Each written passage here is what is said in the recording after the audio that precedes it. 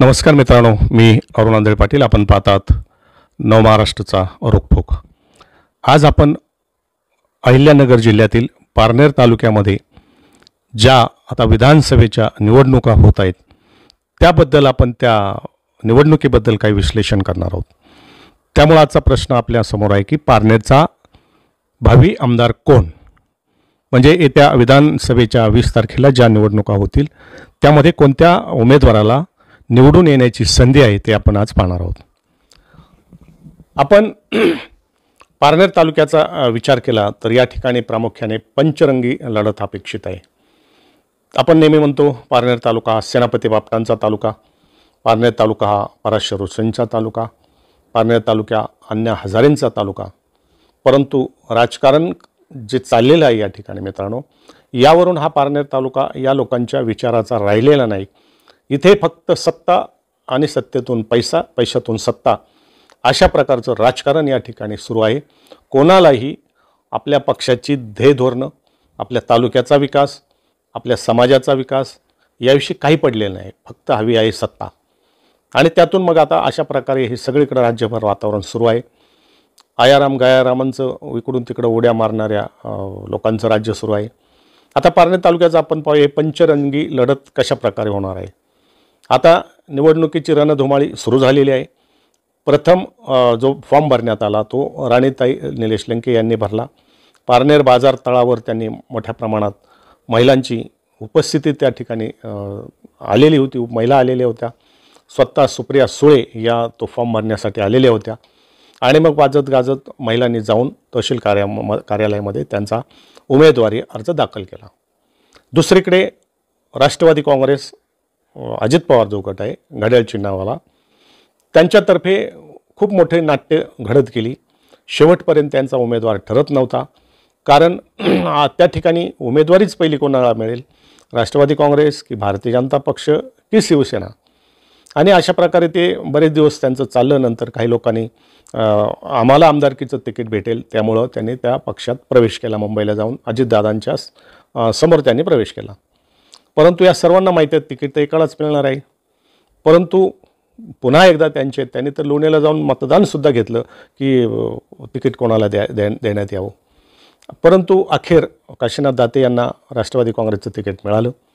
आणि मग व्हायचं तेच झालं. जी वज्रमुठ अजितदादांसमोर त्यांनी बांधली होती त्यातून प्रथम बाहेर पडले ते माधवराव लामखडे. लामखडे हे पारनेर तालुक्याला परिचित नाही किंवा त्यांचा इकडे काही कार्यभागसुद्धा नाही किंवा कामंसुद्धा नाही. ते फक्त निवडणुकीच्या वेळी आपणाला त्यांचं नाव चर्चेत येतं. कारण त्यांच्या जमिनी खूप आहे, पैसा खूप आहे. आणि परंतु त्यांचं पारनेरमध्ये काम नसल्यामुळं ते नगर तालुका जो पारनेर मतदारसंघाला जोडलेला आहे त्या ठिकाणचे जिल्हा परिषदेचे ते म्हणजे जिल्हा परिषद ते सदस्य आहेत. आणि मग त्यांनी प्रथम उडी मारल्यानंतर असं एक वाटत होतं की मग सर्वच जण तिकडे उड्या मारतील. परंतु एक शिवसेनेचे जे तालुका प्रमुख होते शिंदे सेनेचे यांचे ते कोण विकास किंवा रोखले काहीतरी त्यांनी एक उडी मारली राष्ट्रवादी काँग्रेसमध्ये. आणि मग शिवसेना या ठिकाणी पोरकी झाली. आता दुसरीकडे मग ज्यावेळी तिसरे उमेदवार विजय भास्करराव आवटी हे 2 वेळा या ठिकाणी 3 वेळा निवडून आले. चौथ्या वेळी त्यांचा पराभव झाला. आणि 5व्या वेळी पुन्हा ते तरुण तुरुक म्हातारे आर्क म्हणून अपक्ष उभे राहिलेले मित्रांनो. त्यानंतर चौथे विजयराव सदाशिव आवटी माजी पंचायत समिती नगराध्यक्ष पारनेरचे होते आणि ते निलेश लंके यांचे अत्यंत जवळचे सहकारी होते. परंतु काही कारणास्तव त्यांचं बिनसलं आणि ते त्याला म्हणतात ना, सक्के मित्र सक्के वैरी बनले. आणि आज ते सुद्धा रिंगणात आहेत. त्यांनी निवडणूक लढवायचीच असा चंग बांधला होता आणि ते आता निवडणुकीच्या रिंगणात आहेत. त्यानंतर संदेश कारले हे उपजिल्हा प्रमुख शिवसेना उद्धव ठाकरे गटाचे, तर त्यांनीसुद्धा एक डिक्लेअर केलं होतं की पारनेरची जागा ही शिवसेनेला द्यावी. त्याचप्रमाणे बाळासाहेब पठारे डॉक्टर तालुका अध्यक्ष पारनेरचे शिवसेनेचे ते देखील या ठिकाणी चर्चेत होते. त्यांनी आपल्या कामाचा ठसा उमटवलेला होता. ते सुद्धा स्पर्धेत होते. पण जे व्हायचं तेच झालं. पारनेर तालुका असेल, नगर शहर असेल किंवा श्रीगोंदा या 3ही जागा शिवसेनेला जिंकता येऊ शकतील असं वातावरण त्या ठिकाणी होतं. शिवसेनेने जर जोर लावला असता तर या 3ही जागा शिवसेना पक्षाला मिळालेल्या असत्या. परंतु शिवसैनिकांच्या आरोपानुसार, म्हणण्यानुसार संजय प्रवक्ते आहेत संजय राऊत, हे काही दिवसापूर्वी नगरला आले आणि त्यांनी अक्षरशः तिकिटांचा लिलाव केला, म्हणजे विक्री केली. आम्ही असं ऐकतो की श्रीगोंद्याचं तिकीट 12 कोटी रुपयाला त्यांनी नागवडे यांना दिलं, शिवसेनेचं तिकीट. आता नगर आणि पारनेरमधून त्यांनी कोणाकडून किती पैसे घेतले याचा काही उलगडा अजून झालेला नाही, परंतु त्यांनी पक्ष नेस्तनाबूत कसा होईल या जिल्ह्यातून याची पूर्णपणे फिल्डिंग या संजय राऊत आणि उद्धव ठाकरेंनी लावलेली दिसते. नगर शहर हा बालेकिल्ला शिवसेनेचे. अनिल भैया राठोड 4-5 वेळा आमदार झाले, त्यानंतर त्यांचा काही निसटत्या मताने पराभव झाला, परंतु शिवसेना त्या ठिकाणी गेली अनेक वर्ष आपण पाहतो 5-10 वर्ष जिवंत ठेवण्याचं काम त्या ठिकाणचे शिवसैनिकांनी केलं. परंतु उद्धव ठाकरे यांनी त्या शिवसैनिकांना वाऱ्यावर सोडलं आणि त्या तिन्ही तालुक्यात निलाव करून पैसे घेऊन ते तिकीटं सगळ्यांना वाटली आणि शिवसैनिकांना वाऱ्यावर सोडलं सैनिकांना. आणि त्यामुळं चिडून जाऊन पारनेर तालुक्यातले पठारे असोत किंवा संदेश कारले असो, त्या सर्वांना इतर तालुक्यातले जिल्ह्यातील शिवसैनिकांनी बळ दिलं आणि आपल्यावर जो अन्याय झाला त्याला वाचा फोडण्यासाठी उमेदवारी करण्याचं सूतोवाच झालं. बाळासाहेब पठारे यांनी उमेदवारी मागं घेतली, आता ते कोणाचा प्रचार करतात? त्यांचे जे गुरु आहेत विजय सदाशिव आवटी यांचा करतात की सच्चे शिवसैनिक संदेश कारले यांचा करतात की आघाडीचा धर्म म्हणून राणेताई लंके यांचा प्रचार ते करतात? हे आता लवकरच दिसेल. आता यानंतर इतर जे उमेदवार आहेत त्यांचं काही जास्त बोलबाला या ठिकाणी दिसू नये, पण ही पंचरंगी लढत मात्र खरोखर अटीतटीची होईल, कारण तुल्यबळ असे उमेदवार या ठिकाणी उभे आहेत. आता सुजित झावरे पाटील हे सुद्धा सुरुवातीला तळ्यात मळ्यात त्यांचं होतं, परंतु त्यांना काही आश्वासनं मिळाल्यानंतर त्यांनी मनोभावे आपण म्हणूया काशीनाथ दाते यांचं काम करण्याचं त्यांनी सूतोवाच केलेलं आहे. आणि त्याचं आपण काल दैठणे गुंजाळ या ठिकाणी खंडोबा मंदिरामध्ये काशीनाथ दाते यांच्या प्रचाराचा जो नारळ फुटला त्यात सुजित झावरे पाटील हजर होते. परंतु कालच्या प्रचाराच्या नारळामध्ये विखे कुटुंबियांकडून राधाकृष्ण विखे असतील किंवा सुजय विखे पाटील असतील हे मात्र त्या ठिकाणी दिसले नाहीत किंवा आले नाहीत. आणि मग त्यामागचं काय कारण असू शकतं हे गुपितच राहिलेलं आहे. असो, जर विखे पाटलांना या ठिकाणी खरोखर त्यांना बदला घ्यायचा असेल तर ते मला वाटतं शेवटच्या टप्प्यात या ठिकाणी तळ ठोकून बसतील, कारण आज विखे पाटलांना त्यांच्याच राहत्यामध्ये घोगरेताई आणि तो जो कोण पिपाडा आहे त्यांनी आव्हान दिलेलं आहे. त्यामुळे ती फॅमिली असता आपल्या तालुक्यातच त्या ठिकाणी अडकून पडलेली दिसते. आता असो, या ठिकाणी भाळवणी आणि टाकळीगड जो आहे त्या ठिकाणी काशीनाथ दाते असतील किंवा सुजित झावरे पाटील असतील यांचं काही प्रमाणात प्राबल्य आहे, त्याने त्या ठिकाणी निवडणुका झडपीच्या जिंकलेल्या आहेत. त्यामुळं या ठिकाणी अटीतटीची लढाई होईल या दोन्ही गटामध्ये. आणि त्याचप्रमाणे जो निघोज आणि त्या ठिकाणची जी गावं आहेत पंचायत समिती असेल किंवा जिल्हा परिषद गटाची, त्या ठिकाणी सुद्धा भारतीय जनता पक्ष विखे फॅमिली असेल म्हणजे वराळ वगैरे, तर त्यांचं प्राबल्य असल्यामुळे त्या ठिकाणी देखील चांगली अटीतटीची लढाई होईल. आता भास्करराव शिरोळे हे विखे पाटलांचे खरे कार्यकर्ते, विखे पाटलांमुळेच त्यांना सुबत्ता आली, त्यांचे कॉलेज पद्मश्री वगैरे सुरू झाले, पण त्यांनी आता विखे पाटलांना सोडचिठ्ठी देऊन आता ते निलेश लंके यांच्याबरोबर आहेत. आणि शिवसेनेच्या तर्फे त्यांना जिल्हा परिषदेची उमेदवारी हवी आहे. आता शिवसैनिक त्यांच्याबरोबर आहेत का जे सच्चे शिवसैनिक ते पाहणं आता औत्सुक्याचं ठरेल. दुसरीकडे आता सुपा गट आणि या ठिकाणी पारनेर शहरामध्ये लोकसभेला त्या ठिकाणी 1000चं होईना परंतु सुजय विखे यांना लीड होतं, म्हणजे कमळाच्या फुलाला भाजपला. आणि सुपा गट या ठिकाणी देखील राहुल शिंदे असतील किंवा इतर त्यांचे कार्यकर्ते असतील या ठिकाणी देखील अटीतटीची लढत या ठिकाणी अपेक्षित आहे. त्यामुळं आता विशेष करून राणेताई लंके आणि काशीनाथ दाते यांच्यामध्ये ही लढत होईल असं दिसतंय.